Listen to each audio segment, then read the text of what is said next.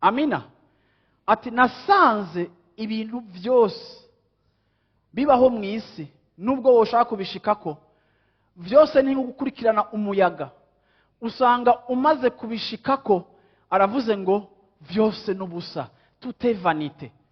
Uyu n'umuntu yagize imigambi mu buzima bwiwe, ariko amaze kuyishikako aca asanga ego narabizi icuya narirukanze ngo nkore ibi bintu, ariko none maze kubishikako ko bisanzwe.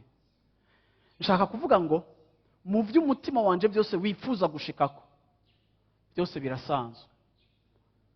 Haleluya.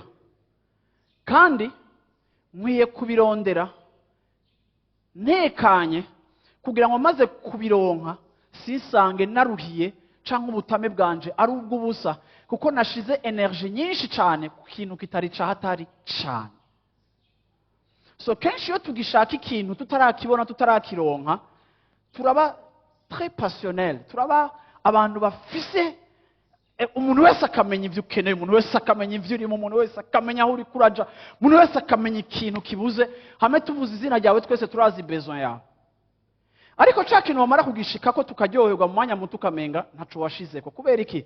Iyi niyo deception Salomo yashitseko mu buzima bwe, akavuga ati ibi bintu none kumenga byari byahatari ariko birasanzwe.